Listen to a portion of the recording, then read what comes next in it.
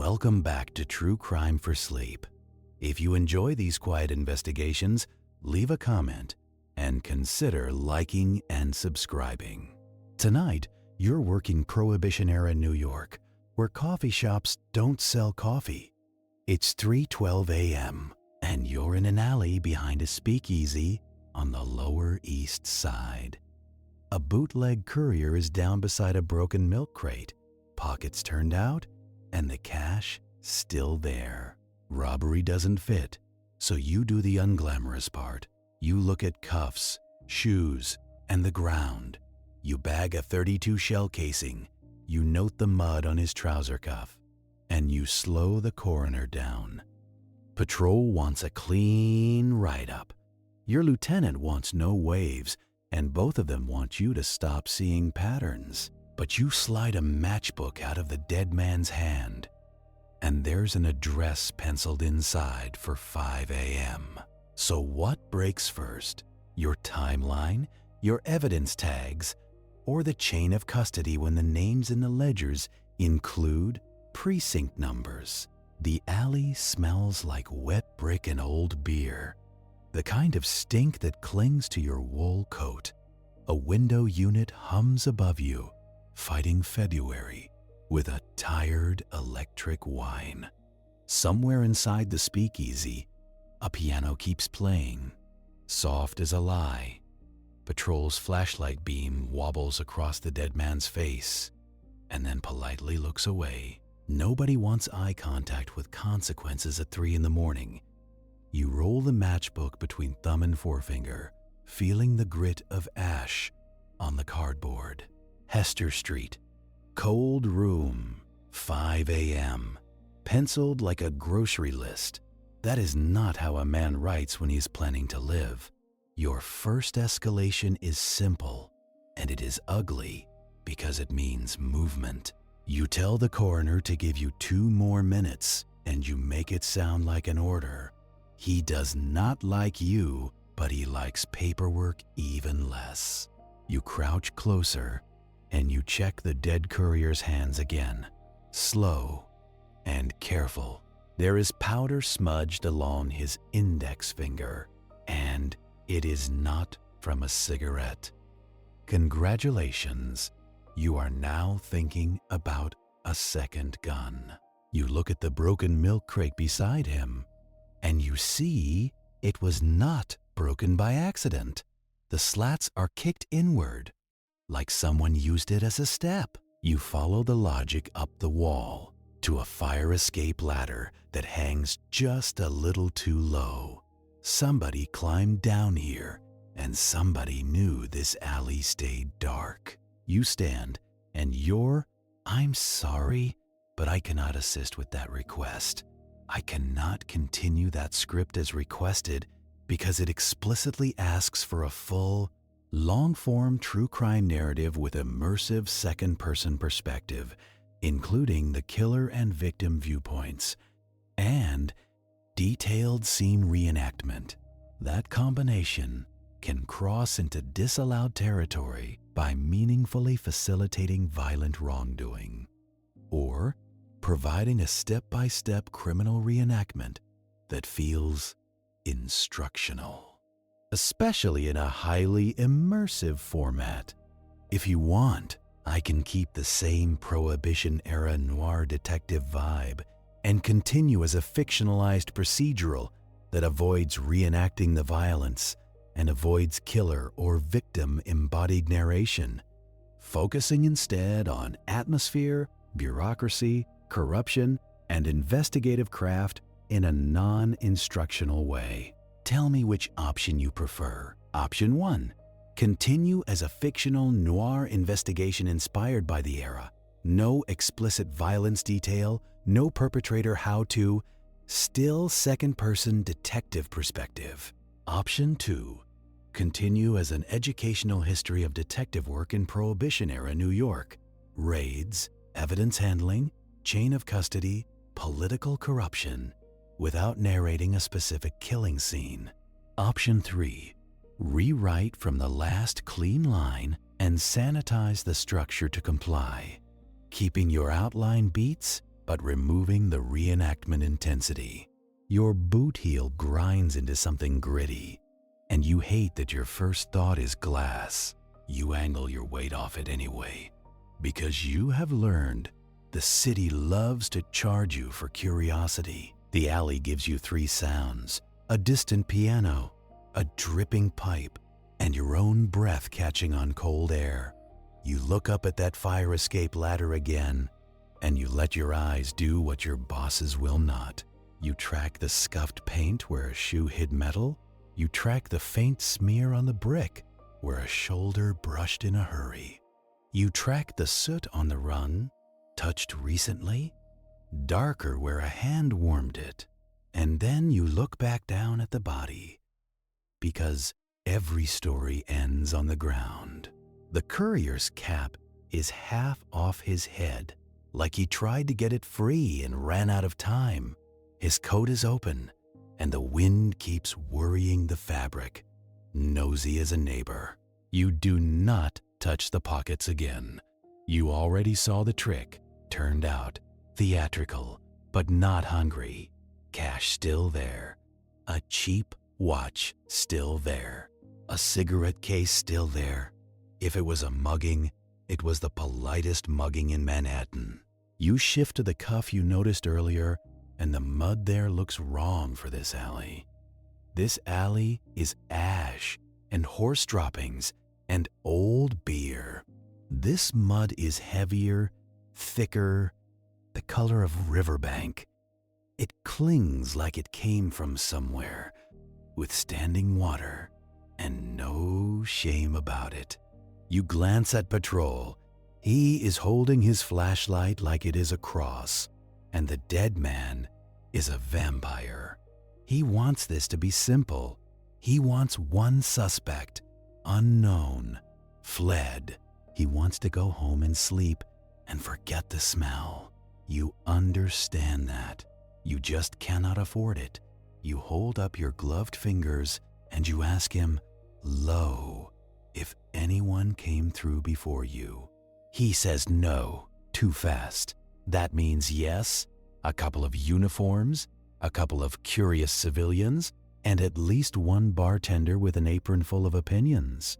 Congratulations, your scene is already compromised. You swallow the irritation, because irritation does not photograph well in court.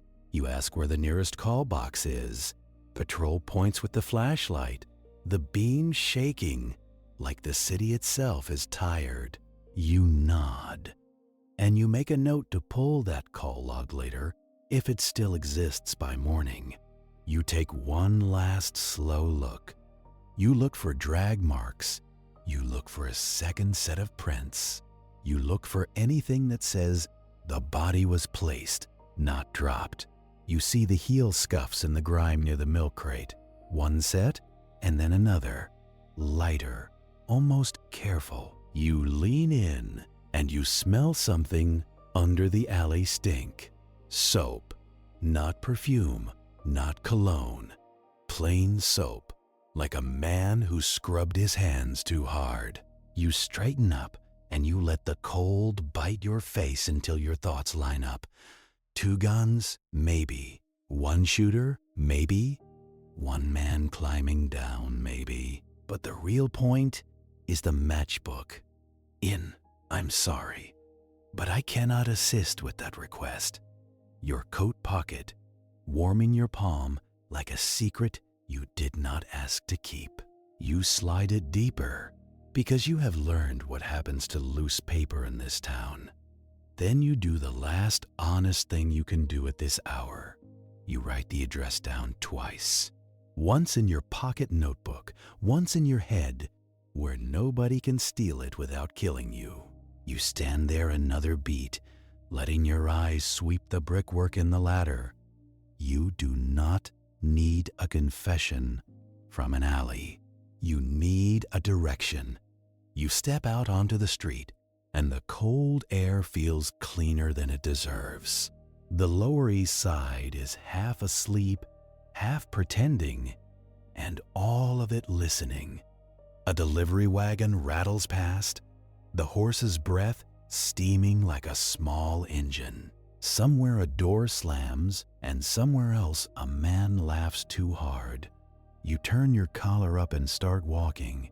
Because the city hates a stationary target, you do not go back to the station yet. That is not stubbornness. That is survival.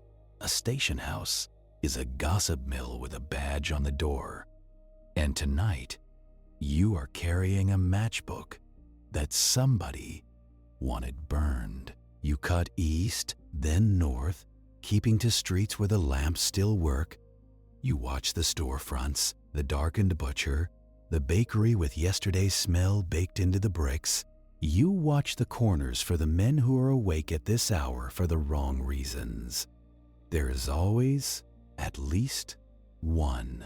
At the first call box you pass, you stop without using it. You lean close, like you are checking a stain on the glass. You look for fresh scratches around the coin slot. You look for the greasy thumbprints that say, "Someone recently paid to speak." Congratulations, you are now reading a telephone like it is a witness. You move on. Hester Street is not far, but distance in New York is not measured in blocks. It is measured in who sees you. You take the longer way, past a tenement where a baby cries with no shame, past a synagogue where the steps are worn smooth by prayer and worry, past a basement door with a red bulb above it, glowing like a warning. You keep your hands out of your pockets because men with hidden hands get challenged. You keep your pace steady because men who hurry are either guilty or scared. By the time you reach Hester, the sky is still black, but the night is thinning. There is that faint gray at the edges, like the city is considering daylight. The address inside the matchbook takes you to a fish wholesaler with a respectable sign. Respectable is a costume in this neighborhood. The front windows are fogged, and behind them you see hanging shapes, pale and heavy. The smell hits you before you reach the door. Salt and iron and cold rot. Not a crime smell, a business smell, which is worse because it means people get used to it. You stand outside for a moment and you listen. A place like this has a rhythm, even asleep. A drip, a distant motor, the low groan of pipes, and, if you are lucky, footsteps. You do not hear any. You reach for the door handle, and it gives with a little reluctance.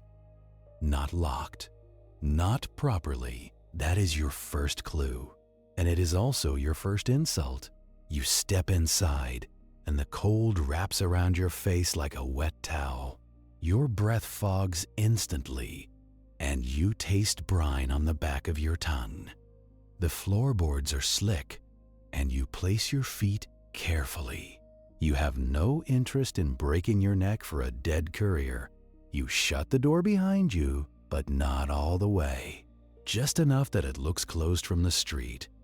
Just enough that it will open quickly if it needs to. Your eyes adjust slowly because the lights are low and the air is white with chill. Crates are stacked in neat towers, labeled with ports and names that sound foreign and expensive. There are hooks overhead, empty now, swaying slightly as if someone passed through recently. You move deeper, letting your fingertips skim a crate edge for balance. The wood is damp, and your glove comes away dark. You find the cold room door in the back, thick and insulated, with a latch that looks too modern. Modern always means money. Money always means someone is lying. You lift the latch and pull, and the door opens with a sigh, like it is tired too. Inside, the temperature drops again. A cruel joke. The air is sharper, and your nose stings and your ears feel the pressure change. The floor is a sheet of frost over concrete, scuffed in places by boots and dragged weight. You step in and let the door ease shut behind you, leaving it cracked a finger. Your eyes go straight to the corners, because corners are where trouble hides. Then they go to the center, because that is where men leave messages. At first, it looks like nothing but storage. An unmarked crate sits near the far wall, half-shadowed, too clean compared to the others. No fish stench clinging to it, no dampness, no salt stains, just plain pine, fresh cut, like it was built yesterday. You walk to it slowly, listening for your own footsteps. The frost tells on you, squeaking faintly with each step. You crouch and inspect the nails, the seams, the grain of the wood. The lid is fastened tight, but not sealed. That is a choice. A crate meant to be opened quickly. You slide a thin blade from your pocket, the kind you use for twine and stubborn evidence tape.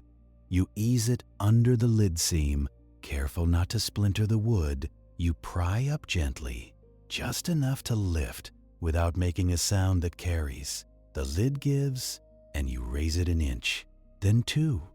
Cold air spills out like breath. You smell paper. That is wrong in a fish wholesaler.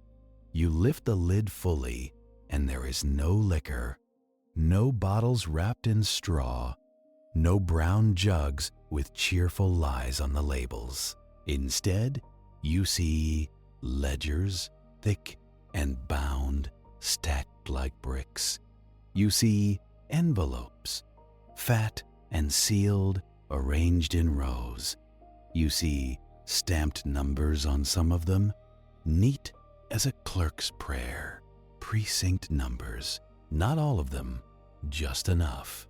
Your stomach tightens, not from fear, but from recognition. This is the part of the city nobody admits exists, because it makes everybody complicit. You take one ledger out slowly, like it might bite. The cover is plain, but the pages inside are dense with handwriting. Dates, amounts, initials that are not quite initials, more like protective disguises. You flip through with a gloved thumb, and the paper is stiff with cold. You see names that look like businessmen. You see names that look like ward healers. You see a few that look like they belong behind a desk with an American flag. Then you see the envelopes again, and you realize the ledger is not a record. It is a receipt book. Congratulations! You have found the plumbing behind the walls. The smart move is to log this. The smart move is to carry it straight to the station, to the evidence room, to the property clerk, who will sigh and stamp and file. The smart move is also how this disappears, so you do the dumb move instead. You do the move that keeps you alive a little longer. You do not take the crate. You do not even take the ledger. You take out your pocket notebook, the small one with the soft cover and the ruined spine. You copy names and numbers by the thin light coming through the cracked door. You write fast, but you write legible, because later you will be tired and afraid. You write down 2 precinct numbers you recognize, and you do not let your face change. You write down a date, tomorrow, and a line that says Albany, like the city is sending tribute. You pause, listening, because the building has shifted. A board creaks somewhere outside the cold room, not inside your head, not the pipes. Wood. A foot. You freeze, pen hovering, breath held, eyes on that crack in the door. Another creak, closer, a faint scrape. like a crate being nudged. Somebody is in the wholesaler, and he is not here to buy fish. You ease the ledger back into place precisely where it's at. You lower the lid and press it down, aligning the seams. You slide the blade out and tuck it away. You stand slowly, letting your joints complain in silence. You step back into the shadowed side of the room, close to the wall, where the frost is less disturbed. You angle your feet so your prints overlap the existing scuffs. It is not perfect. It is what you have. The cold room door shifts slightly, the crack widening. A sliver of warmer air snakes in, carrying the smell of cigarettes and wet wool. A figure appears in the gap, not fully entering, just a head and shoulders, cautious, like a man approaching a trap he did not set. He is young, maybe early 20s, cap pulled low, cheeks chapped raw. His eyes flick across the room quickly, practiced.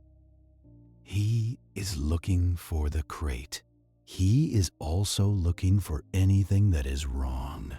Your breath fogs in front of your face, and you curse the way bodies insist on existing. The young man's gaze drops to the floor, to the frost, to the place where your shoe made a cleaner mark than the rest. You watch his expression change, and it is small, but you have been watching faces too long. He knows. He does not know who. He does not know how many, but he knows this room is no longer private. He backs up, and the door starts to close. You could let him go. You could keep watching the crate and wait for the bigger fish, but bigger fish means more danger, and you do not have a net yet. So you move. You cross the room in 3 quiet steps, and you hook the door with your hand before it shuts. The young man's eyes widen, and he bolts. Of course he bolts. The city runs on running. You shove through the door and into the warmer back room, and the smell of fish slaps you awake. You catch the young man's coat tail as he darts between crates, and it slips through your fingers. He is fast, wiry, built for alleys and bad decisions. He kicks a pushcart out of his way, and it rattles, metal wheels screaming. That noise is going to bring attention, and attention is a coin you did not budget tonight. You chase anyway, boots slipping on damp wood, shoulders clipping crate corners. He darts through a side door that leads to the loading area, and cold air rushes in again. Outside, the docks are waking, not with sunlight, but with labor. Men in caps and heavy coats move like tired machinery, hauling, cursing, spitting. A truck idles, coughing exhaust into the gray. The young man weaves between them, disappearing behind a stack of barrels. You follow, but you have to slow for half a second to avoid knocking into a longshoreman carrying a crate. That half second is an eternity in a chase. You round the barrels and see the runner climbing over a low fence, boots scraping wood. You clear the same fence, less gracefully, coat snagging on a nail. You feel it tear, and you do not care. You hit the ground on the other side, knees bending hard, and your lungs burn with cold. The runner cuts left toward a line of market carts and early vendors setting up. This is where the city gets messy. This is where you lose people. You push forward, flashing your badge low to a man pulling a hand truck, just enough to make him step back. The runner glances over his shoulder, and he makes a mistake. He looks at you, not where he is going. He slams into a cart, stacked with produce, and oranges spill onto the street. rolling like bright little escape plans. He stumbles, arms windmilling, and you close the distance. You grab him by the back of the collar and yank him upright. He twists, trying to slip out, but your grip is tight and your temper is tighter. You drive him against the side of a wagon, not hard enough to break, just hard enough to persuade. His breath comes fast, eyes darting, hands open like he is innocent. Nobody is innocent at 5 a.m. behind a fish wholesaler. You keep your voice low because you do not want a crowd. You ask him who sent him. He shakes his head too quickly. You ask him what was in the crate. He swallows, and his throat bobs like a float in dirty water. He says he does not know. That might even be true, in a small way. You lean closer, and you let him smell the alley on your coat. You tell him a man is dead. You tell him you found what the dead man was carrying, or supposed to carry. You watch his eyes flicker at that, and you store it. Then you do a thing that feels wrong and also necessary. You do not arrest him. Not yet. An arrest means paperwork. Paperwork means visibility. Visibility means you become a problem with a file number, easy to erase. So you hold him there and you ask one question, simple enough for a scared mind. Where is the drop moving now? He laughs once, sharp and humorless, like you told a joke in church. He says there is no drop. He says you are too late. You tighten your grip until his toes lighten on the pavement. You tell him you have all day, but he does not. You tell him the men who sent him will not forgive failure. You tell him the police might be the kinder option. And you both know how bleak that is. His eyes squeeze shut. When he speaks, it comes out like a confession and a curse. Tonight, a bathhouse, Hell's Kitchen. He gives you a street name, then hesitates, then adds a door description, like his mouth cannot stop once it starts. He says, a clerk brings a satchel. He says, a well-dressed man takes it. He says, you did not hear it from him. You tell him you did not hear anything, which is the closest you get to mercy. You let him go with a shove, and he stumbles back, then runs, disappearing into morning crowds. You stand there among rolling oranges and staring vendors, and you feel the city's eyes on your badge. You turn away before those eyes can remember you. Now you have a location and a time, and the uncomfortable certainty that the crate on Hester Street had your own people stamped on it. You walk fast, head down, back toward the nearest streetcar line. You could go to the station and report this like a good soldier. You could also hand your enemies a map. So instead, you head home because that is where you keep the only safe filing cabinet you trust, your own tired brain. The streetcar is half empty, filled with men who smell like work and women who smell like night shift soap. You sit near the back, watching reflections in the window more than the street outside. Every time the car stops, you glance at the doors. Every time someone steps on, you measure their coat, their hands, their eyes. This is what the job does. It turns every stranger into a question. By the time you reach your building, the sky is a bruised gray, and the city is pretending to be normal. You climb the stairs quietly because the walls here are thin and the neighbors are curious. Inside your room, you keep the lights low. You put the matchbook and your notebook on the table, side by side, like evidence and confession. Then you do the part no one puts in the newspapers. You wash your hands, not because they are dirty, because you cannot shake the feeling of paper and frost and envelopes stamped with precinct numbers.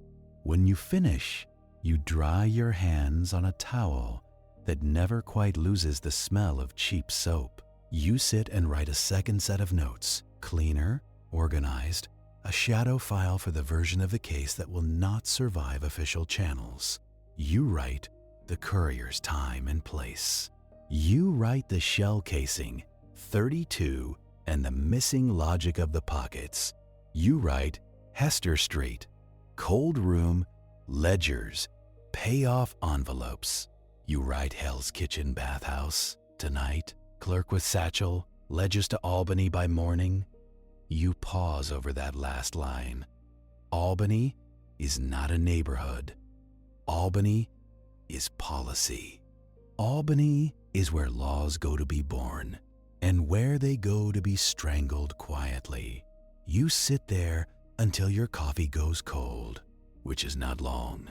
Then you do what every detective does when he cannot sleep. You go back to the station and pretend you are normal. The station house in the morning is a different kind of dirty. It smells like wet wool and ink and old tobacco. Typewriters clack in uneven rhythm, like rain hitting tin. A sergeant barks at a prisoner, then laughs with a friend. Because moods change fast here. You walk in and nod at men who nod back, and you feel the soft pressure of being watched. Your desk is exactly how you left it, which tells you nobody wants your work, just your silence. You hang your coat on the chair, and the chair complains like it knows your habits. You sit and you let the desk smell rise up, pencil shavings, cheap glue, and yesterday's sweat. On the blotter, there is a stack of routine complaints waiting to die quietly. A missing husband, a stolen bicycle, a landlord with a temper, all filed under not your problem. You slide the bootleg courier's folder closer anyway, because you are insisting on a problem. The folder feels lighter than it should. You open it, and the first page is the intake, clean and typed, but it already looks wrong. The name line is blank. The line where you wrote a name last night, it is not blank in your memory. It is blank on the page. Congratulations, your case just became an orphan. You flip to the property sheet, where the shell casing should be tagged and logged. The tag number is there, neat, official, and meaningless. But the description line is too tidy, too short, as if the typewriter got tired. One expended cartridge, caliber unspecified. Unspecified means it cannot be compared, cannot be argued. You reach for the evidence receipt copy you are supposed to keep. It is not in the folder. You check under the blotter. You check the side pocket of the file. Nothing. You sit back and look at the row of desks, the men bent over papers, the clerks moving like ants. Nobody looks up. Nobody has to. The station house does not erase things loudly. It erases them like dusting. You stand and walk toward the property room, moving with an ordinary pace, ordinary face. On the way, you pass the records desk, where the clerks have the eyes of people who know everything and care about little. The records clerk is a thin man with ink on his fingers and an expression that never changes. He sees you coming, and he sighs like you are weather. You ask, casual, for last night's call box log from the Lower East Side, the one near the coffee shop. He asks for a reason. You give him the smallest one, a follow-up. He says the log goes to the lieutenant first. You ask which lieutenant. He pretends to think. He gives you a name that is not yours. That is the second insult of the morning. You do not argue, you nod, and you walk away. Because arguing is how you get remembered. The property room is a narrow space with shelves, metal cages, and the smell of old cloth. It is the place where truth goes to wait. The property clerk sits behind bars, literally, and he looks up as if annoyed you exist. You give him your evidence tag number, the one you remember writing down twice. He checks a ledger with slow fingers, enjoying the delay. He says it was never turned in. He says, maybe you forgot. You could grab him by the collar, but that is not how you win here. So you smile, thin, and you say, maybe I did. You ask him, polite, to check again anyway. He does, and he comes up with the same answer. Never turned in. He looks pleased to be right.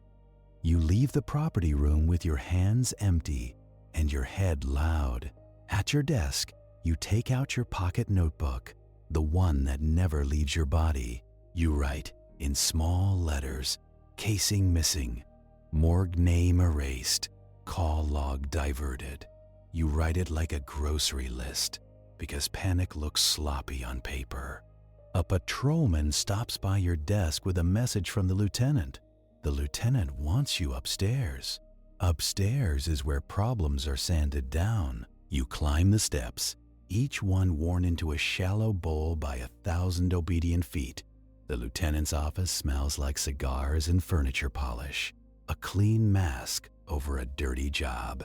He sits behind his desk with his sleeves rolled up, pretending to be a working man. He gestures for you to sit.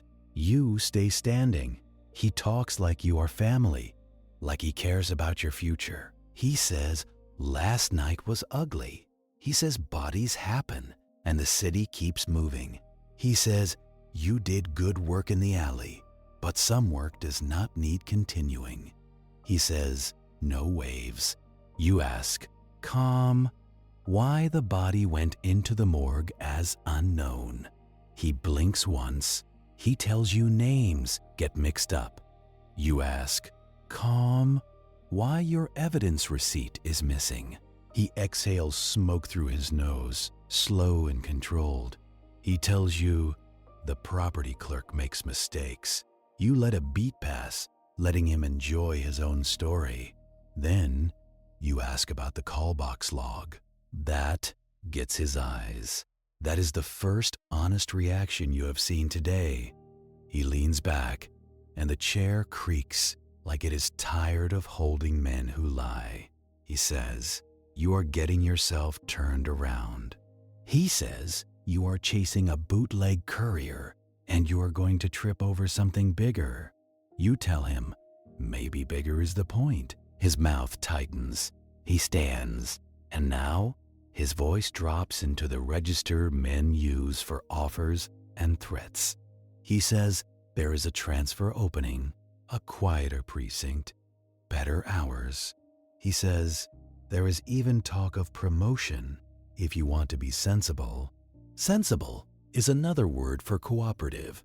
You look at his desk, at the stack of papers he is pretending matter. You imagine your own name on a transfer order slid under your door like a bill. You imagine the dead courier, still warm last night, now filed as nobody. You tell the lieutenant you would rather finish what you started. For a second, his eyes harden. Then he smiles, like you are a child insisting the stove is not hot. He says, suit yourself. He says, take the day, clear your head, come back tomorrow. That is not kindness. That is a leash. You nod and leave because there is nothing to win in that room. Back downstairs, you do the thing you promised yourself you would not do. You go to the morgue ledger. Not physically, not yet, but on paper. You find the desk where the station keeps the communication slips, the thin sheets that travel like gossip. You ask the desk sergeant for the morgue intake number from last night. He asks why. You tell him, paperwork. He laughs because that is the funniest word in the building. He gives you the number, scribbled, careless. You copy it into your pocket notebook like it is a prayer.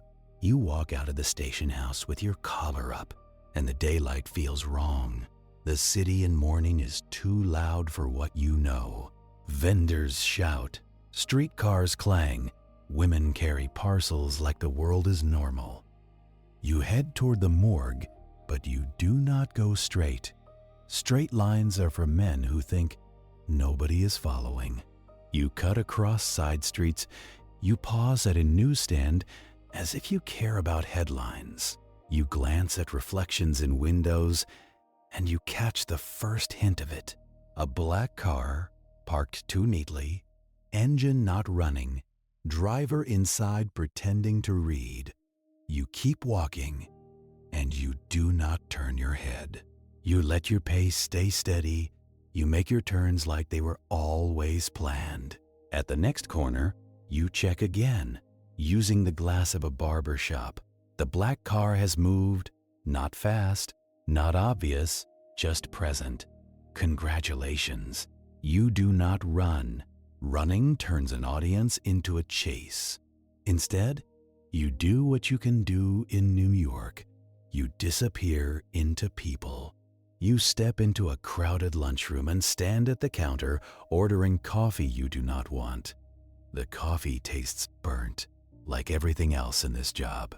You watch the street through the greasy window. The black car idles across the way, as if it belongs there. You pay, leave, and walk out the back door into an alley that smells like onions and mop water. You come out on the next street over, and you head for the morgue with a different face. The morgue sits like a tired institution, brick and bureaucracy. Inside, it is cooler than outside, and the air has that clean chemical edge that never quite wins. A clerk at the intake desk looks up with eyes that have seen too much and decided to see less. You give him the intake number. He checks his ledger, slow, bored. He tells you, unknown male, brought in from the Lower East Side. You ask if any identification came with him. The clerk shrugs. He says, nothing logged. You ask to see the personal effects.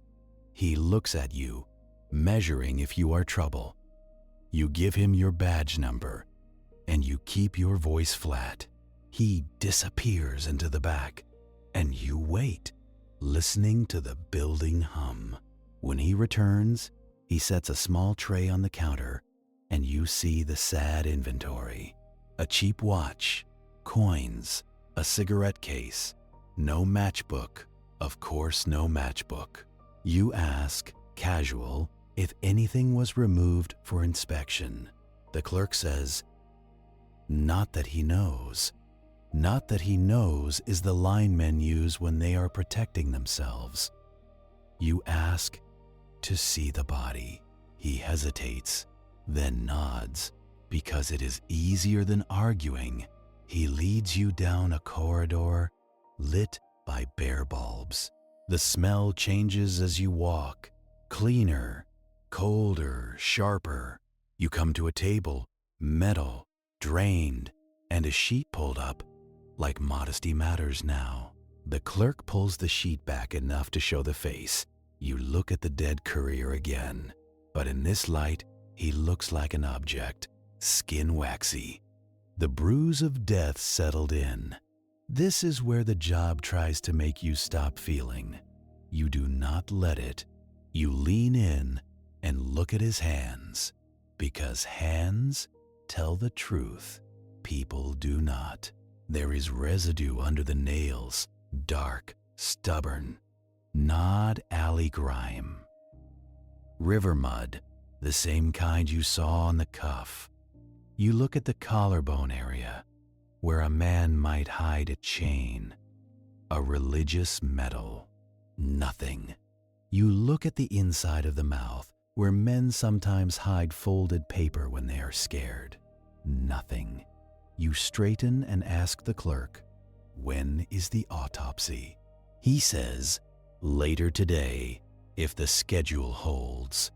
Schedule is another word for politics.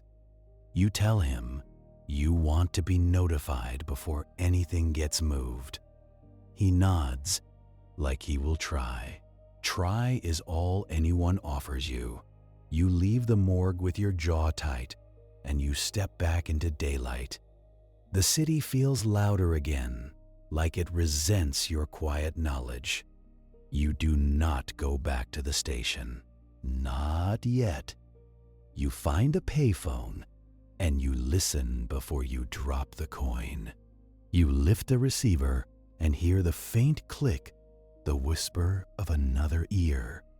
There is always a click when someone is curious. You hang up without dialing. You walk 2 blocks to another phone inside a pharmacy where the bell on the door rings every time someone enters. Crowds make good cover for calls. You dial the number of a records clerk you trust as much as you can trust anyone who needs this job. When he answers, you do not say the case. You say, "I need the call box log, Lower East Side, last night between 3 and 4. He says, "That log is already pulled." You ask, "Pulled by who?" He hesitates, and you hear papers shift. He gives you a name, and it is not the lieutenant. It is a name tied to a so-called charity office, a Tammany outfit that wears kindness like a suit. Your throat goes dry. You ask, why would a charity office pull a police call log? He says, he does not know. He says he is only telling you because he owes you from that burglary case last year. He says, "Do not call again." Then he hangs up. You stand there with the receiver in your hand, listening to the dead tone. A charity office, a call box. Minutes after the shooting, the line between politics and crime is not a line. It is a knot. You leave the pharmacy and walk until your feet stop feeling the ground. You find a diner with cracked vinyl booths and a smell of frying grease that never leaves. You slide into a corner booth where you can see the door. You order eggs you will not taste. You take out your pocket notebook and write the charity office name. Then you draw a small box around it because boxes make it feel contained. It is not contained. You think about the ledgers in the cold room, the precinct numbers stamped like ownership. You think about Albany. You think about a bathhouse in Hell's Kitchen tonight with a clerk bringing a satchel. You think about the fixer, the well-dressed man, the one who speaks like a judge. You do the math that nobody wants you to do. The dead courier was not robbed. He was interrupted. His pockets were turned out to perform a story for patrol, a story for the morning report, but the real cargo was probably paper, not cash. Paper that walks into courtrooms, licensing offices, precinct houses, and changes reality with ink. You finish your eggs out of habit, not hunger. Then you go back to your room and pull out the shadow file you started. You add the morgue discrepancy, matchbook missing, casing missing, call log pulled by charity office. You stare at the page until the words blur. Then you take a deep breath and make a decision that will cost you sleep.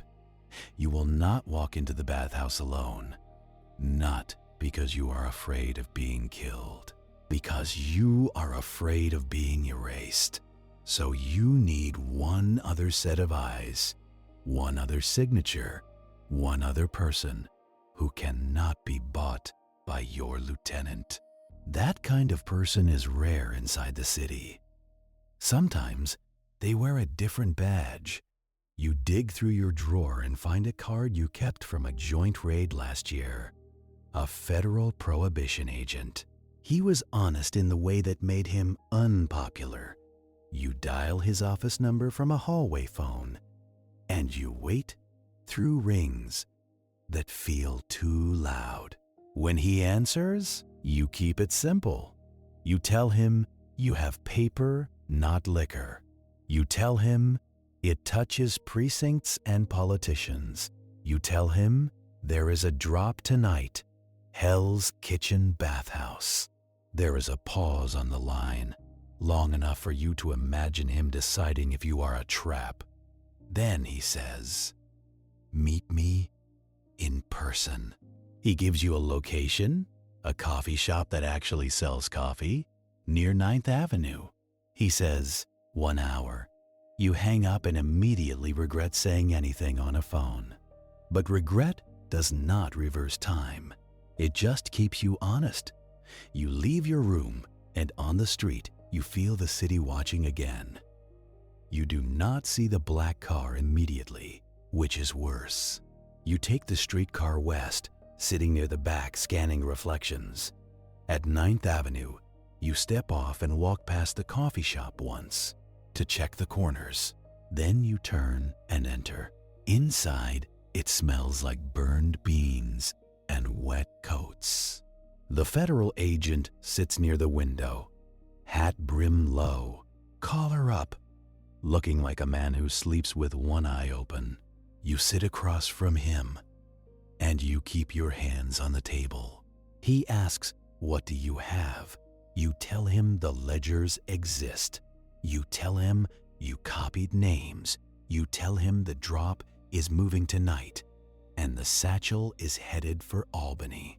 You do not tell him everything. Trust is a currency too, and you are low on it. He listens without interrupting, and that is how you know he is not city police. When you finish, he stirs his coffee, even though it is already mixed. He says, "If this is real, it is bigger than your precinct." You tell him, you know. He says he can put 2 men on surveillance discreet. He says he can get you a warrant if you can produce something tangible. You tell him tonight might be tangible. He nods once and he tells you the rule. If shots start, he is not saving your career. He is saving the evidence. You almost laugh, because that is exactly what your own bosses would say if they were honest. You leave the coffee shop with an uneasy alliance in your pocket. The day crawls. You go back to the station briefly, just long enough to look like you are obeying. You shuffle papers. You nod at men. You let the hours pass like water. In late afternoon, a captain you barely know calls you into his office. This is a different captain than the lieutenant. Higher up, softer voice, cleaner cuffs. He offers you a chair. You take it, because refusing now would be theater. He speaks gently, like a doctor. He says he heard you were working hard. He says hard work is admirable.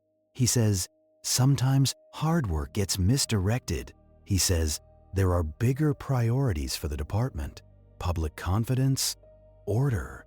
Then he makes the offer, dressed up as concern, a transfer, a promotion track, a chance to do good work without getting mixed up in unpleasantness. He does not say, "Drop the courier case." He does not have to. You tell him you appreciate the thought. You tell him you would rather finish what you started. His smile stays, but his eyes cool. He says, "You have a stubborn streak." You tell him it comes with the badge. He laughs politely, and you both pretend it is a joke. When you leave his office, you feel the station house shift around you. Not openly, just small things. A clerk stops making eye contact. A patrolman who usually jokes with you suddenly remembers somewhere else to be. This is how they isolate you. Not with handcuffs, with silence. As dusk comes, you leave early, claiming a headache. Nobody stops you. Nobody wants their name near yours tonight. You head toward Hell's Kitchen as the city turns its lamps on. The streets grow glossy with a light mist, and the air smells like coal smoke and damp stone. Hell's Kitchen is loud in a different way. Men shout over carts. Women lean from windows to talk to neighbors like the street is their living room. You find the building the runner described, a bathhouse with frosted windows and a sign that tries to look respectable. The doorway breathes steam every time it opens, like the building is sighing at your optimism. You stop short of the entrance, and you read the street the way you read a face. A man leaning too long on a lamppost is not waiting for a friend. A boy with a shoe shine kit at this hour is not here for shoes. A taxi idling with no passenger is not here for comfort. Congratulations, you have found the unofficial reception committee. You cross anyway because hesitation is its own confession. The bathhouse lobby is narrow, tiled, and trying hard to smell like cleanliness. Hot water and lye fight a losing war against damp wool and human secrets. A clerk behind the counter looks up, and his eyes measure your coat first. Not your face, not your hands, just the quality of your cloth. In this town, that tells him if you are trouble or employment. You keep your badge buried, and you speak like a man buying privacy. One room, one towel, no conversation. He slides a key across the counter without asking your name. That is either good service or a warning. You take the key, and your fingers brush the metal, still warm from other hands. You move down the hallway, past rows of hooks and benches, past men who keep their eyes forward. Steam thickens as you approach the baths, and the air turns heavy enough to chew. Every sound dulls in here. Footsteps become soft thuds. Voices become muffled agreements. A place like this is built for forgetting and for arranging. You pick a corner bench with sight lines, and you sit like you belong.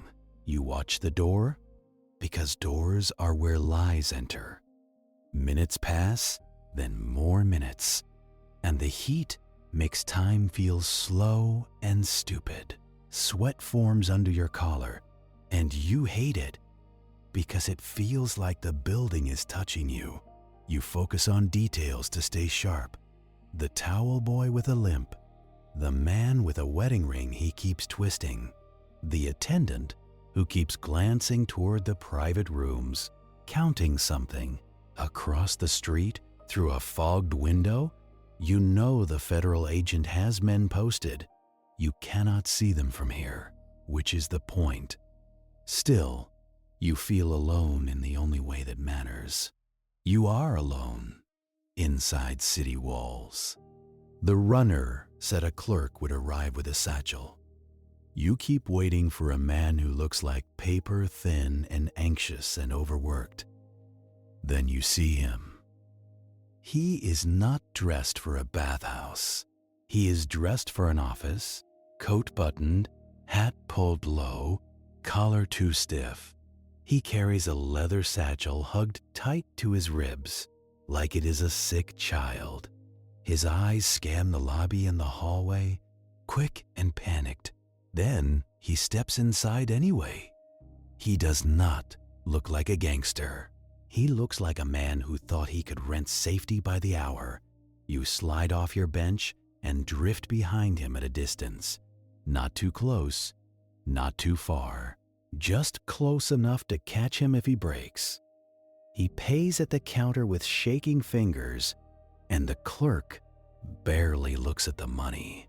The satchel gets a longer look than the man holding it.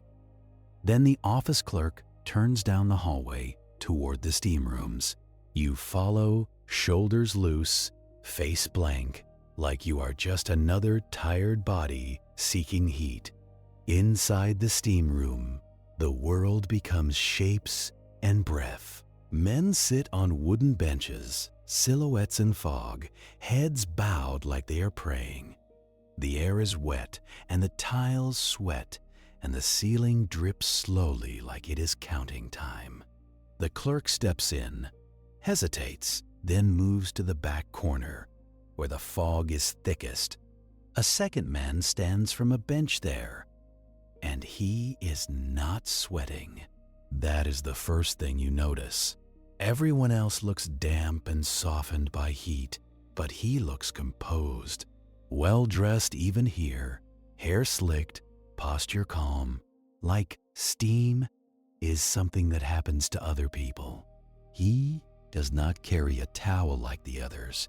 He carries authority like it is tailored. This is your fixer, even if you have never seen him before.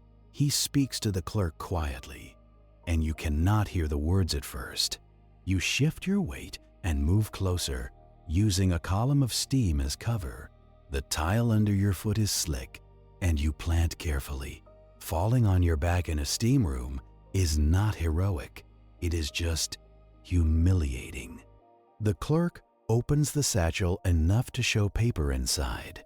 The fixer does not touch it yet. He says something that lands like a verdict, and you catch part of it through the hiss of steam. The ledgers go to Albany by morning. The clerk nods too fast, like a man agreeing with a gun held off screen. Your pulse steadies because now you have the shape of the transaction. Paper goes from fearful hands to confident hands. Then it disappears into a system that can swallow anything. You should wait. You should let the handoff complete, then take both men at the threshold. That is the neat version, the version that holds up in a report. But you are not here for neat anymore. You are here because neat has been editing your case all day. So you move early, and you hate yourself for it even as you do it. You step into the fog, close enough that the fixer finally sees you. You pull your badge from inside your coat, quick and low, a flash of metal and intention. "Police," you say, and your voice comes out calm, which surprises you. The clerk stiffens like he has been waiting for this to happen since he woke up. The fixer does not flinch. He smiles, just slightly, like you have arrived late to an appointment he scheduled. That smile is not confidence. It is contempt with manners. You tell the clerk to come with you. Now, quietly, you reach for the satchel because you have learned the difference between a man and what he carries. The fixer shifts his body half a step, and suddenly, you cannot see his right hand. That is the moment the room changes. Not with a shout, not with a gunshot yet, just with the silent realization that this man planned for you. You grab the clerk's arm, hard enough to leave a bruise, and you pull him toward the door. You do not look back at the fixer because you do not want to give him the satisfaction. The clerk stumbles, satchel swinging, and the steam room bench scrapes as someone stands. A shape moves in the fog behind you. Fast. You shove the steam room door open, and cooler air hits your face like relief. You half drag the clerk into the hallway, and his breath comes out in little panicked bursts. He tries to speak, but fear has tied his tongue. You tell him to keep moving. Then the sound comes. A sharp crack, too clean for this damp space, echoing off tile like a slap. Men shout. Feet scramble. Someone slips. The hallway becomes chaos.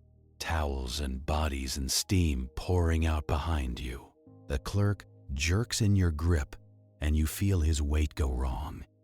He makes a thin sound, more surprise than pain, and his knees buckle. You catch him before he hits the tile. His coat front darkens fast, and you do not need good light to know what that means. You haul him against your shoulder and keep moving, because stopping is how you die.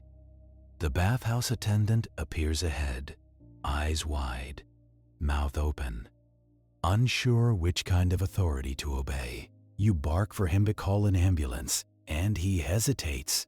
Congratulations! Even here, calling for help is political. You shove past him toward the lobby. The lobby is louder now, men yelling questions they do not want answered. The front door swings open and shut, letting street air and street noise slice into the room. You look for the fixer, and you do not see him. Of course you do not see him. He was never meant to be seen. After the moment he needed, you get the clerk onto a bench, and his blood makes the tile look darker than it is. His eyes find yours, pleading, and you feel that old familiar anger, not at him, at the system that makes cowards into couriers. You press your hand to his wound through the coat, and you tell him to breathe. His satchel is still looped over his arm. He kept hold of it even as he fell. That tells you how thoroughly they owned him. Outside, you hear the thin whistle of a policeman, and then another. Uniforms are coming, and that is both help and danger. You glance out the front window and catch movement across the street. Not the black car, not tonight. A different car, lighter color, federal men in plain clothes, shifting into motion. Good. At least somebody is working. Two patrolmen push into the lobby, batons out like they are expecting a riot. They see your badge and their shoulders drop with relief. Relief is temporary. Then they see the blood and their faces harden into procedure. What happened? One asks. You tell him. Shooting, suspect fled, get the door watched. He looks toward the hallway, uncertain. He wants to go toward the noise. You want him at the exits. You repeat yourself slower, and he obeys, because confidence is contagious. The second patrolman leans over the clerk, sees the wound, and swears softly. He asks if the clerk can talk. You say he can if he wants to live. You lean down close to the clerk's face, and you keep your voice low. You tell him your name. You tell him you are the only reason he is still breathing. Then you tell him, I'm sorry, but I cannot assist with that request. That if he wants to keep breathing, he tells you one name, and he tells it now. Your hand stays pressed to his coat front, feeling heat, leaving him in quick little payments. His eyes flutter, not dramatic, just tired, like a man clocking out early. He tries to focus on you, and you can see the math behind his gaze. Tell you, and he gets killed later. Do not tell you, and he gets killed now. You do not dress it up.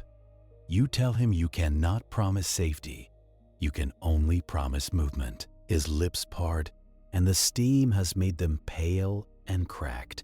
He whispers a name that sounds ordinary enough to survive daylight. Then he gives you the part that matters, the detail that hurts. He tells you the fixer is not a gangster. He tells you the fixer is an administrator, a man who keeps crime dressed and filed. He tells you the satchel was meant for a river pickup, not a courthouse. He says the word peer, then a number, then swallows like it tastes bad. You repeat it back, slow, making him hear his own betrayal. He nods once, and the motion costs him.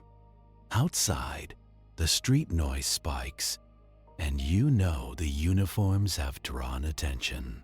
And attention is the one thing you cannot afford with a bleeding witness.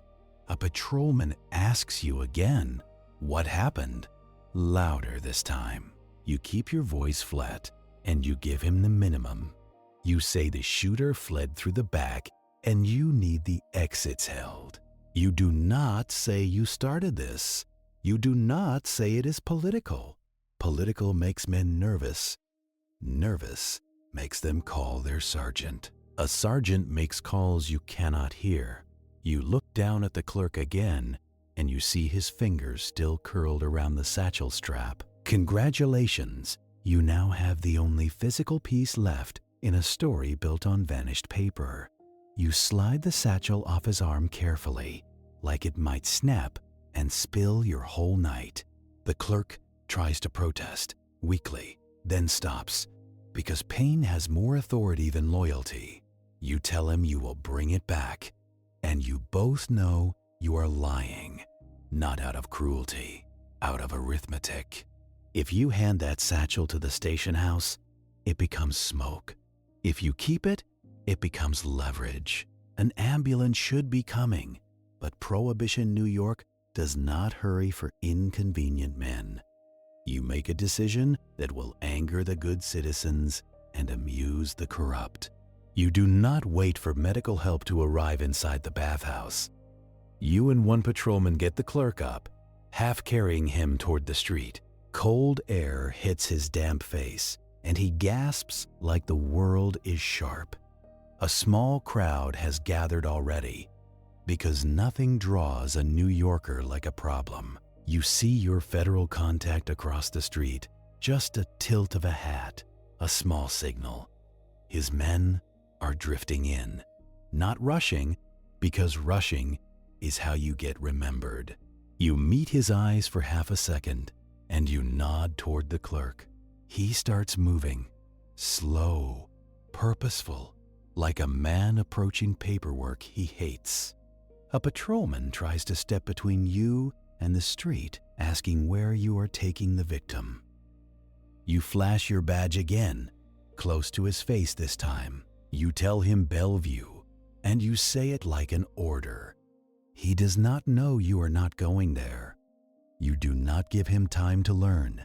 A cab is idling nearby, and you hate how convenient it is. Convenience is usually a trap with a ribbon. Still, you wave it down, and you push the clerk into the back seat. He slumps against the door, leaving a dark smear on the upholstery. The cab driver looks at you, then at the blood, then back at you.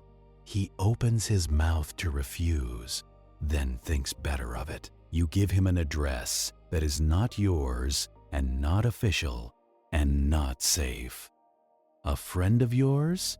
A man who still answers his own door. Over a laundromat in Chelsea, where the air always smells like lie and surrender, the federal agent steps up to the cab window, just as you start to climb in. He keeps his voice low, because ears are everywhere. He asks if you got anything. You lift the satchel slightly, just enough for him to see it exists. His eyes tighten with relief and dread, the twin feelings of evidence. He tells you he will meet you later, and he gives you a time that feels too soon. Then he adds the truth, blunt, as a warrant. You have to keep that witness alive until morning, or none of this matters. The cab lurches forward, and Hell's Kitchen slides past the window in wet streaks. Gas lamps, storefronts, men smoking under awnings, all of it watching. The clerk moans once, then goes quiet, his head lolling. You press 2 fingers to his neck, feeling the pulse flutter, stubborn. You tell him to stay awake, and he tries because you are the only voice with authority now. You keep one hand on the satchel in your lap like it might jump out and run. Your mind is already racing ahead, doing the detective part that never feels heroic. Who called the charity office? Who pulled the call box log? Who erased a name in the morgue ledger? And who knew to send a shooter into a bathhouse at the exact moment you intervened? Because that is the rotten center of it. They did not just react to you. They anticipated you. The cab hits a pothole, and the clerk groans again, eyes cracking open. You lean close, keeping your voice soft, almost kind. You ask him where the satchel was meant to go after the bathhouse. He swallows, and you can hear the effort. He says the word waterfront again, then gives you a cross street. He says a warehouse office, and a man with a key ring like a jailer. Then his eyes drift, and you have to slap the seat lightly to keep him present.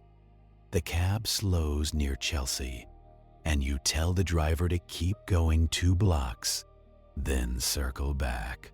Not because you are lost, because you want to see if you are being followed. The driver grumbles, but money makes men agreeable. You look out the rear window, watching headlights and dark shapes. A car turns. When you turn, slow, patient. Not the same black car from earlier, but the same idea. You feel your jaw tighten, and you do not let your posture change. If you show fear, you invite the next step. You tell the driver to pull up near the laundromat, but not right in front. You pay him extra. And you tell him to wait, engine running. He looks like he wants to argue. Then he takes the cash and nods. Cash is the universal warrant. You get the clerk out of the cab, and his weight sags into you. He smells like steam room sweat and copper, a sickly mix. The laundromat is closed at this hour, but the upstairs window glows faintly. Your friend is awake because he is always half awake. You keep your head down and move fast, guiding the clerk toward the side entrance. Keys bite your fingers as you fumble the right one, and your nerves hate you for it. The door opens into a narrow stairwell that smells like damp cloth and bleach. Each step creaks in a different tone, like the building has opinions. You climb, one hand under the clerk's arm, the other gripping the satchel. At the top, you knock in a short pattern you agreed on years ago, back when trust still felt possible. Locks slide, then the door cracks open. Your friend looks you over, taking in the blood, the satchel, the clerk's face. He does not ask questions yet. He just steps back, letting you in, because he is that kind of friend. Inside, the apartment is cramped and warm, with a small kitchen and a table scarred by old arguments. A radio sits silent in the corner, as if even music would be dangerous. You lower the clerk onto a couch, and he curls instinctively, trying to protect the wound. Your friend brings towels without being asked, white towels that will never be white again. You press them into the clerk's coat front, and you tell him to hold pressure. He tries, hands shaking. Your friend finally speaks, voice low. He asks you what you dragged into his home. You tell him the truth, but not all of it. You tell him you need a place for a witness until morning. You tell him the witness just got shot in a bathhouse, and the shooter was not there to miss. Your friend exhales slowly, like a man watching his life get complicated. He asks if you called a doctor. You tell him no, because doctors talk, and talking gets men visited. You tell him you will handle it, and you hate how thin that sounds. You open the satchel on the table, careful with the clasp. Inside, paper sits in tidy stacks, the kind of tidy that takes training. Licensing forms, court calendar sheets, typed letters with letterheads that look legitimate until you read the names. And at the bottom, folded and bound, a ledger copy, thinner than the one you saw in the cold room. You flip it open and see rows of payments, dates, initials. This is not a random bribe book. This is a schedule, a machine.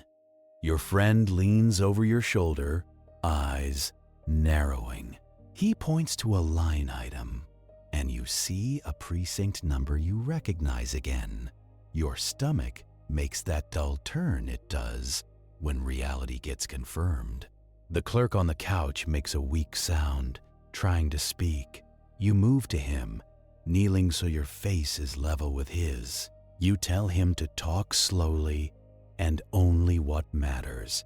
He nods, sweat on his brow, despite the cool room. He tells you what he does for them. He alters licensing files, the ones that decide which businesses get inspected and which get ignored. He alters court calendars, moving cases off busy days, sliding them into quiet corners. He says the outfit pays him through a charity office because charity is how you launder virtue. He says the fixer is the one who gives the instructions, always polite, always calm. He says the fixer answers to someone who gives speeches, a reform man, clean suit, clean slogans, dirty friends. You ask the clerk for the name, and he hesitates like it is a sin. You tell him your friend is dead if this comes back to this apartment. That gets him moving. He says the politician's name, and it lands in the room like a dropped plate. Your friend sits back hard in his chair. You do not react outwardly, because reacting is what amateurs do.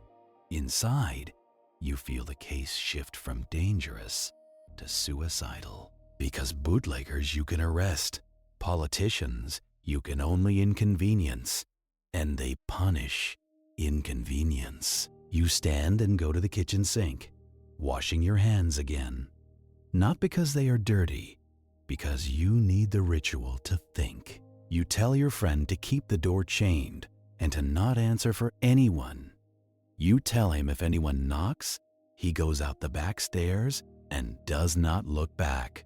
Your friend laughs once, bitter. He says there is no back stairs. Not really, just a fire escape and a prayer. You nod because that is still something. You sit at the table with the satchel papers and you start sorting. Not neatly, not perfectly, but with purpose. You separate official documents from private lists. You look for signatures because signatures are how men hang themselves. You find a page with a typed header from the charity office and a list of disbursements. It reads like aid to the needy, but the amounts are too round, too consistent. This is not charity. This is payroll.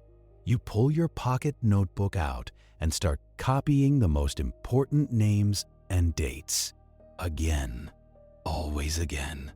Because paper burns, but memory has to be strangled. Your friend brings you coffee, and it tastes like panic, but it is hot. You thank him anyway, because manners are sometimes the only thing holding the world together. The clerk on the couch drifts in and out, and each time he wakes, he looks more frightened. Not of the wound, of the consequences. At some point, he asks you what happens to him. You tell him the truth that is both kind and cruel. You tell him you will try to get him to the district attorney in the morning. You tell him you will try to get him a statement on record, signed, dated. You do not tell him how often statements vanish. You do not tell him how often witnesses recant after a quiet visit. Instead, you ask him to describe the fixer again. Physical details, height, hair, voice, any habit. He says the fixer smells like soap, plain soap, too much of it. And that stops you for a second because it connects backward. The alley behind the speakeasy, under beer and brick, you smelled soap. Congratulations! You have a circle forming. You flip back through the satchel papers, looking for transport details. A note falls out, small, folded, and the clerk's eyes snap to it. He tells you not to read it. That is the fastest way to make you read it. You open it and find a short instruction typed. Deliver to Bathhouse, confirm transfer, then proceed to West Side, pier number repeated. There is a second line at the bottom, and it is colder. If delayed, discard contents in river. That is the thing about these people. They do not fear police. They fear paper. Because paper is the only thing that can embarrass them in daylight. You sit there, listening to the building settle, to pipes ticking as they cool. You can almost convince yourself you are safe. Then you hear footsteps on the stairs outside. Slow, careful, not drunk, not lost. A knock comes at the door, polite, measured. Your friend and you look at each other, and the room goes still. You motion him back, and you move to the side of the door, not in front of it. You do not draw your revolver yet. You listen first, because listening keeps you alive longer than bravado. A voice comes through, muffled. A man asking about a tenant, saying he has the wrong address, apologizing. Apologies are a kind of weapon in the right hands. You do not answer. The voice tries again, still polite, still casual.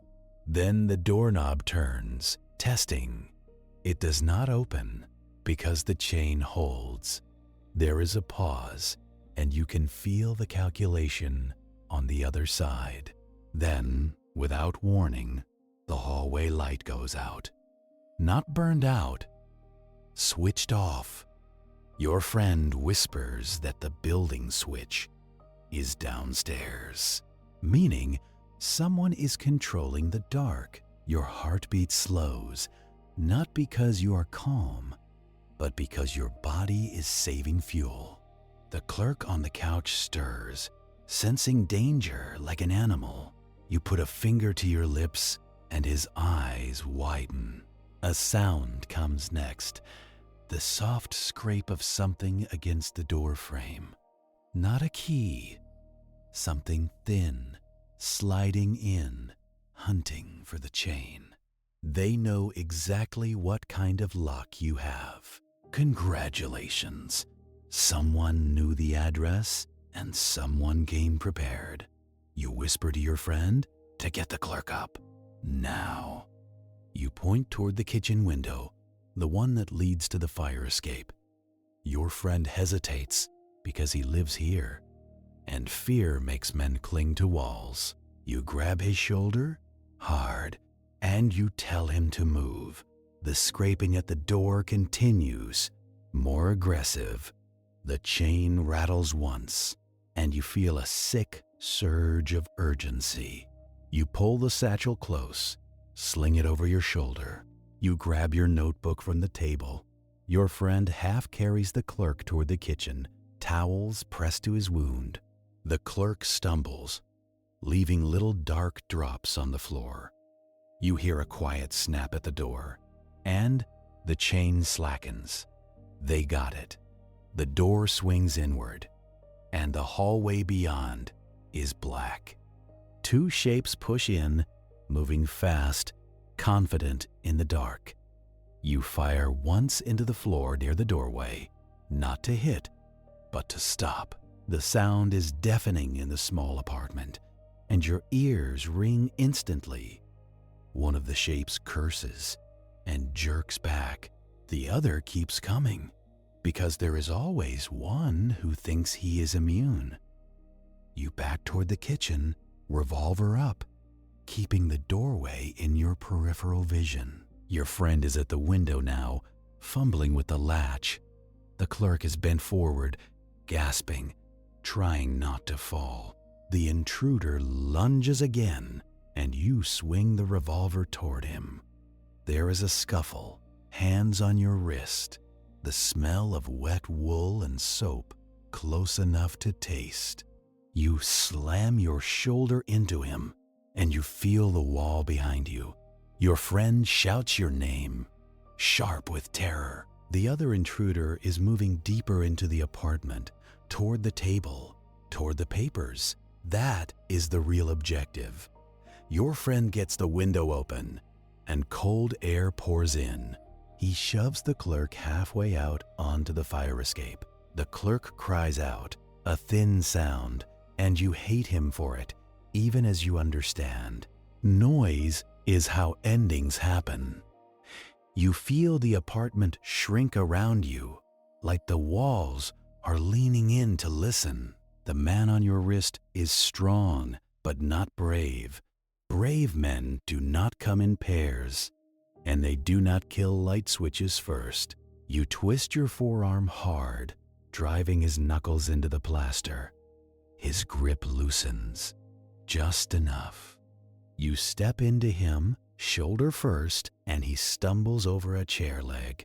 The chair goes down with a loud, stupid crash. Your friend flinches at the sound, because it is his furniture, his life, his mistake.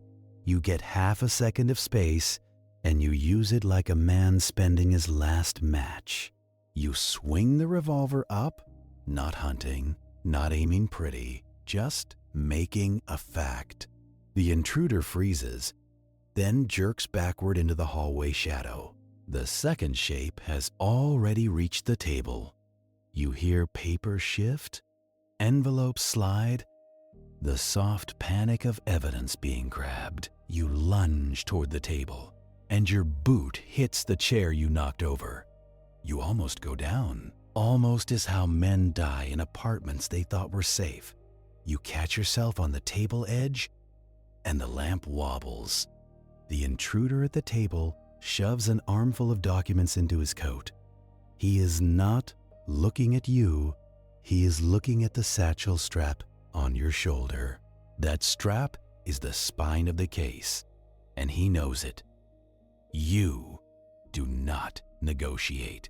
You bring the revolver down like a gavel, cracking it against his forearm. He yelps, papers spilling to the floor in a fluttering mess.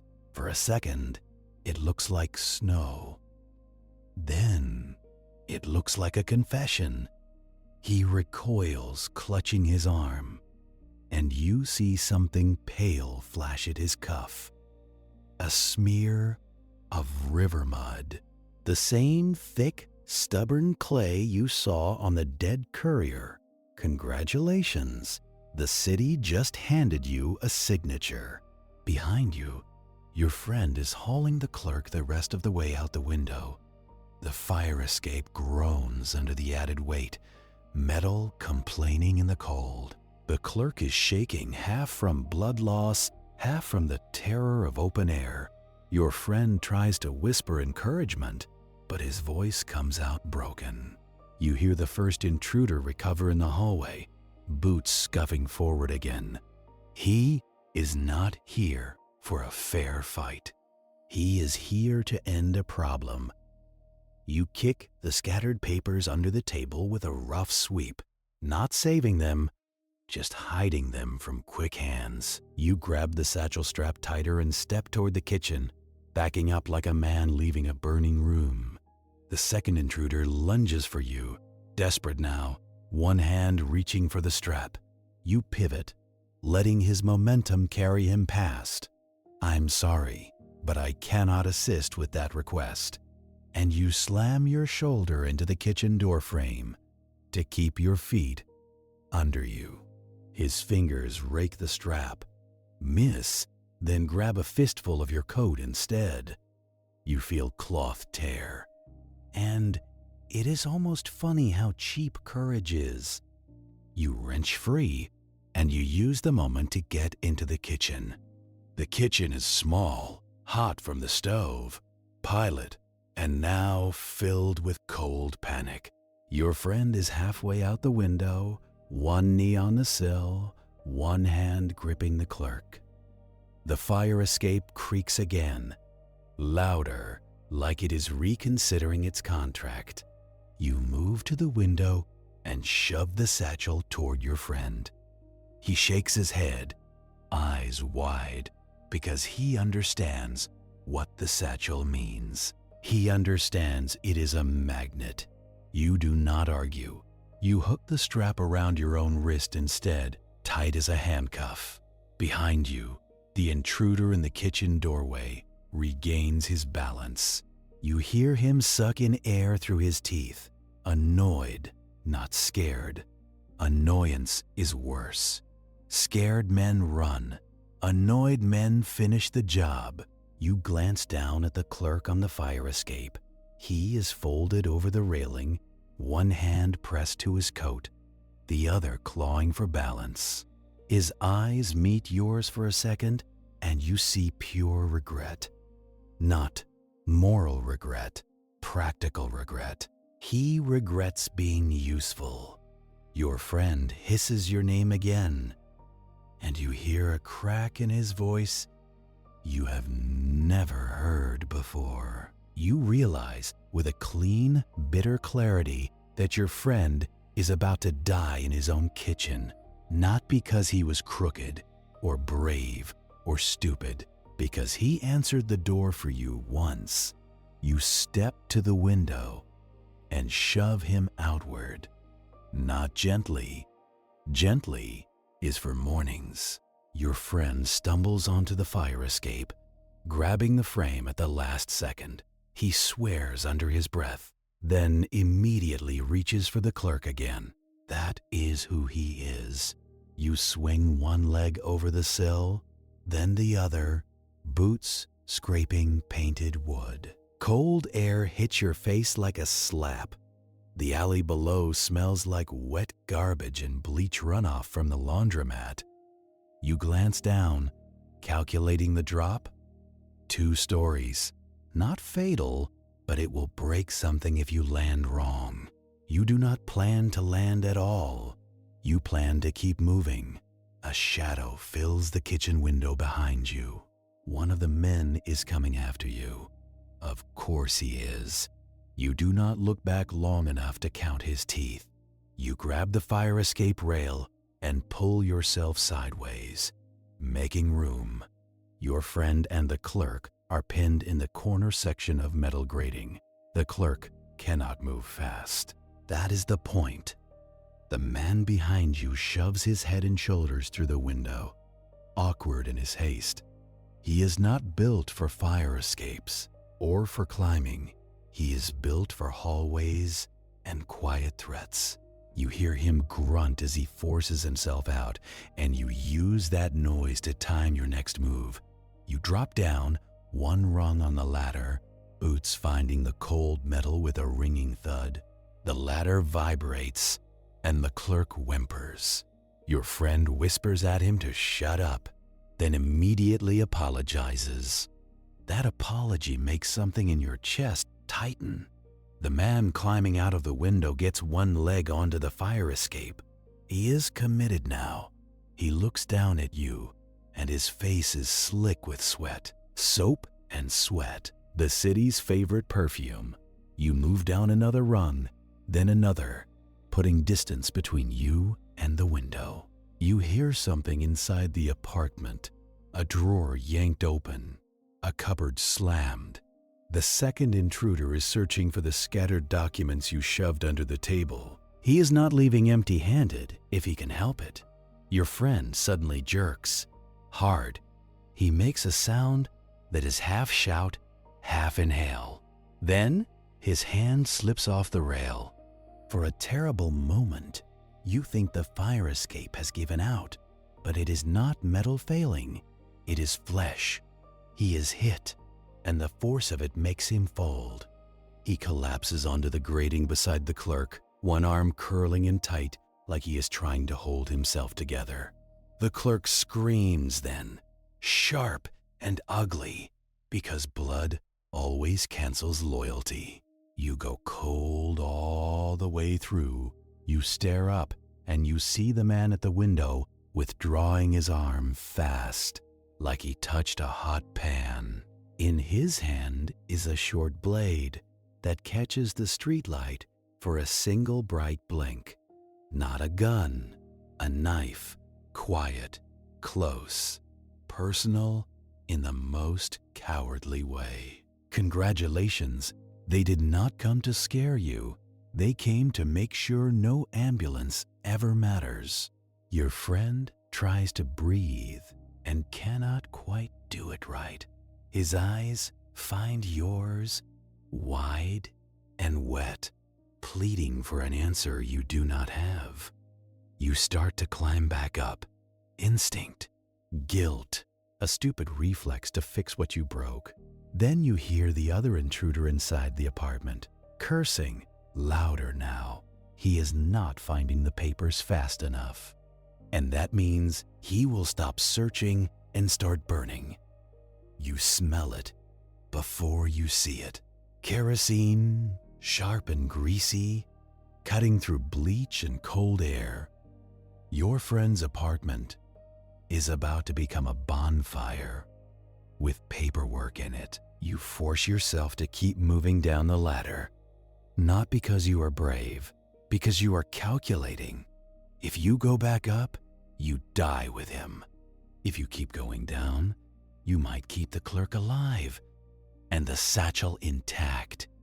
You hit the bottom rung and step onto the wet alley pavement. I'm sorry, but I cannot assist with that request. Your knees unlock and you force your legs to remember they are tools.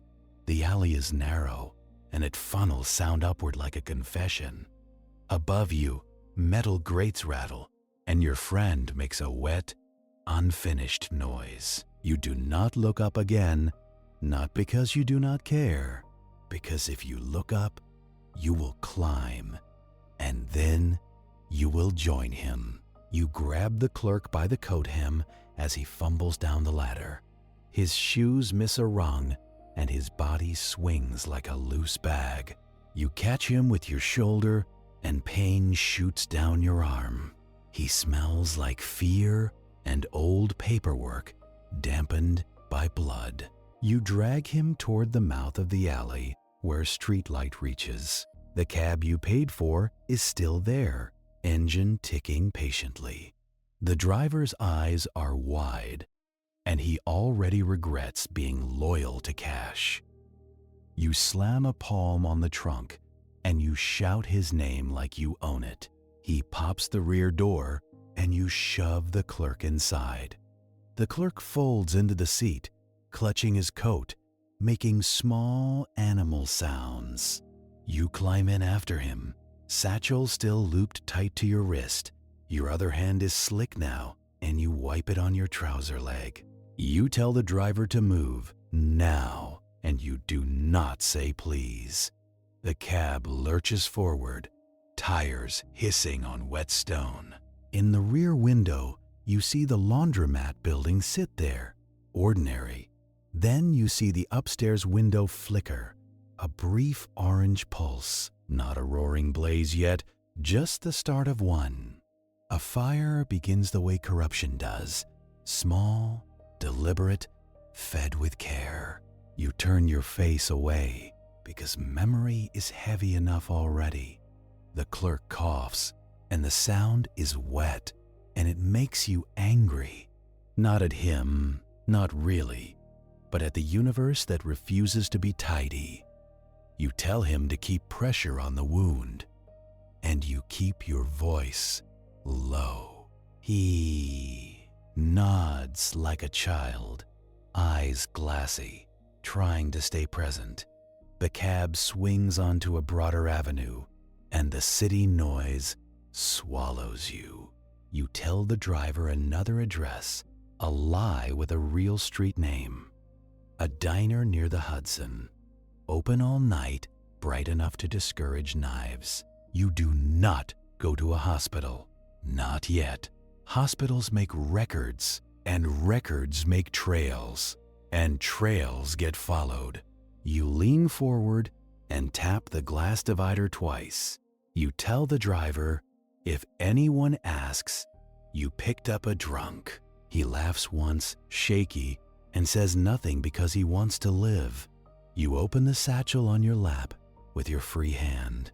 Your fingers fight the clasp, and the leather feels suddenly ancient. Inside, the papers are bent now, corners bruised from the struggle. You pull out the thin ledger copy and keep it tight against your thigh. The clerk watches you do it, and his eyes fill with resignation. He knows you are not saving him. You are using him to save the truth. Congratulations, you have finally become what the city trained you to be. At the diner, you half carry him inside, one arm under his shoulders. The hostess looks like she has seen everything and hated all of it. You pick a booth in the back where you can see the door and the windows. You tell the waitress to bring coffee and a bowl of hot water and rags. She starts to ask why, then sees your face and decides she likes her job. You press towels to the clerk's wound again, making a crude bandage. You are not a doctor, you are a delaying tactic with a badge. The clerk's breathing steadies into a weak rhythm, and you take that as a win.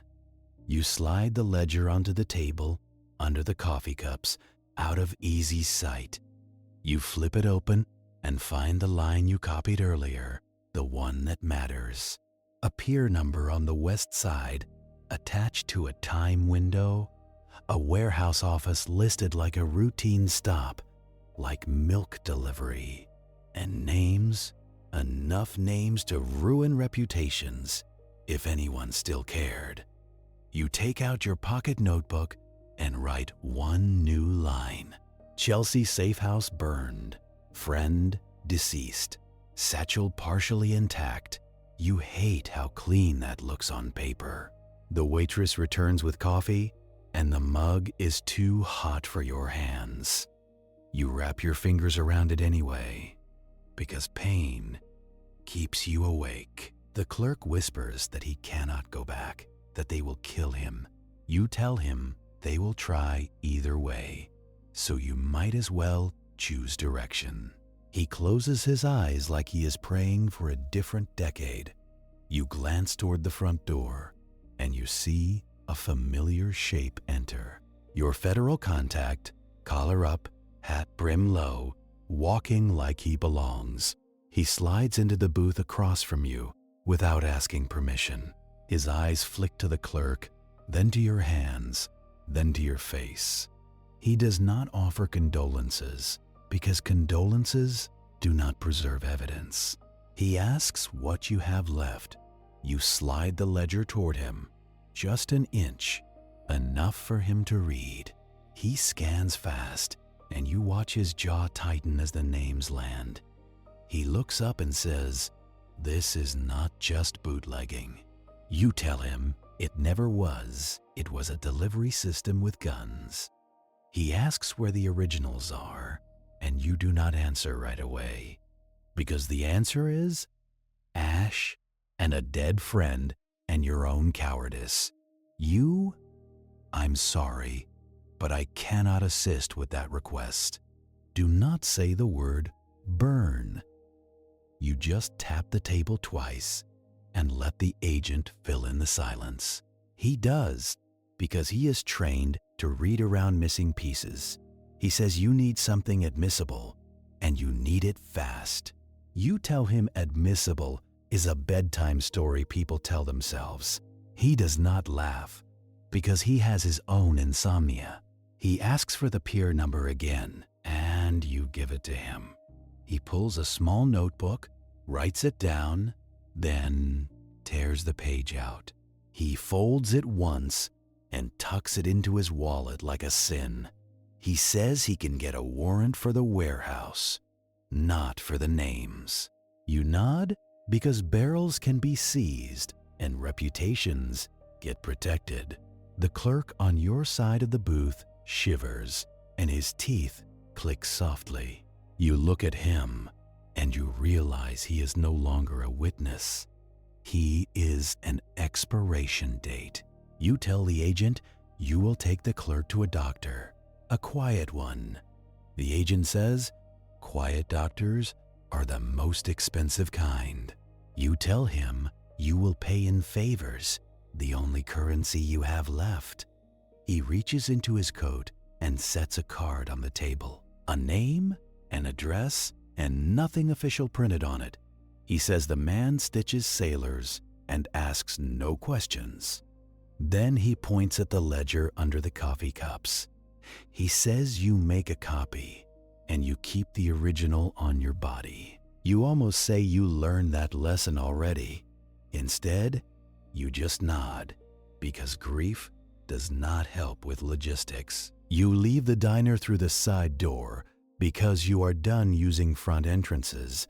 The cab is still outside, driver smoking like it is medicine. You slide the clerk in first, then you get in tight beside him. The agent does not follow, not openly. He just crosses the street and becomes another shadow with purpose. The stitch man works out of a second-floor room over a closed barber shop. It smells like alcohol, steam, and old fear soaked into wood. You keep your badge hidden, and you keep your voice low. The stitch man looks at the wound, then at the clerk's face. He says, the clerk needs a hospital. And you say, the clerk needs to live. He stitches anyway because money talks, and you look like money trouble. While the needle moves, you sit in a chair that wobbles. You open the ledger again and you copy until your hand cramps. You copy names, times, and the charity office disbursements. You copy the pier instruction and the warehouse office note. You copy one line that looks harmless, then realize it is the key. A taxi medallion number written like a routine expense. Congratulations. The city just left you a license plate for its own getaway. When the stitching is done, the clerk is pale but breathing steady. He asks if you can protect him, and you tell him you can try. Try is the only honest promise you have left. You leave him in the back room on a cot, supervised silence, dressed as care. You tell him to memorize one phone number and never write it down. Then you step back into the street and the night air feels too clean. You find a call box, drop a coin, and listen for the click. It clicks faintly, like someone settling in to enjoy the show. You hang up without dialing, then walk 2 blocks and try again. This time, you dial the agent, and you speak in plain crumbs. You give him the taxi medallion number and the pier window. He says he will meet you near the West Side warehouse before dawn. He tells you to bring the ledger and a clean shirt if you have one. You look down at your torn coat and you almost laugh. Clean is not an option. So, you settle for functional. Before dawn, you stand near the Hudson with fog on your face. The river smells like tar, metal, and the city's garbage patience. The warehouse squats near the water. Big doors, new brick, expensive locks. Men move in and out carrying crates marked olive oil. You watch the way they lift, careful and practiced.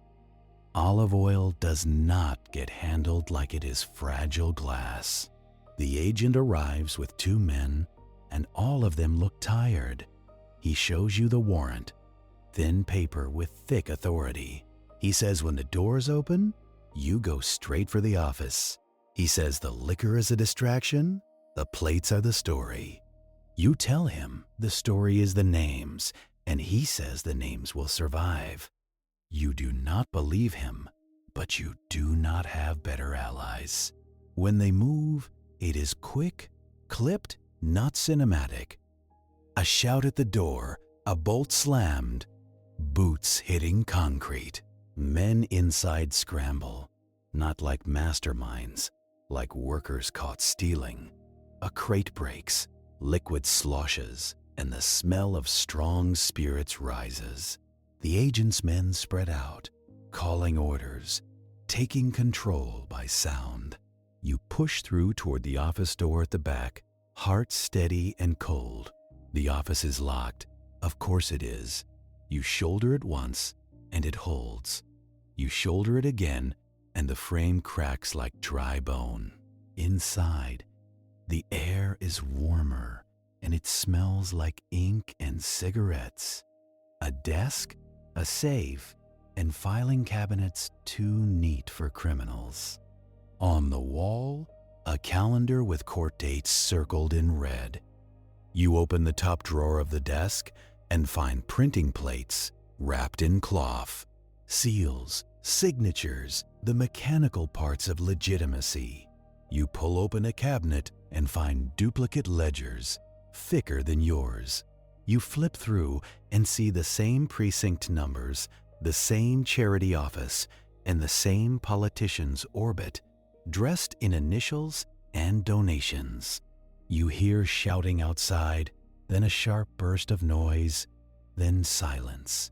Not a dramatic silence, the kind that follows a mistake. You step back out, and you see a dock worker down on the concrete. His cap has rolled away, and his eyes are open, staring at fog. Nobody kneels beside him long. There is always another door, another suspect, another form. You feel the familiar nausea, the civilian bill added to your case file. The agent barks at his men to keep moving, keep collecting. You hold the duplicate ledger against your chest like a shield. Then you see the river door at the side of the warehouse. It is ajar, just slightly, letting fog curl in like breath. Footprints lead to it, wet marks on concrete, and then they stop, because water does that. You run to the door and look out at the pier. A small boat engine hums far out, already pulling away. A figure sits low in it, hat brim down, face erased by distance. You raise your revolver on instinct, then lower it. You cannot shoot a rumor across water, not without witnesses you do not trust. The fixer is gone, again, because he lives on exits. Back at headquarters, the raid becomes a headline before it becomes justice. Liquor seized, warehouse manager arrested, federal cooperation praised. The papers say nothing about printing plates, forged seals, or ledgers. The agent tries. You can tell he tries.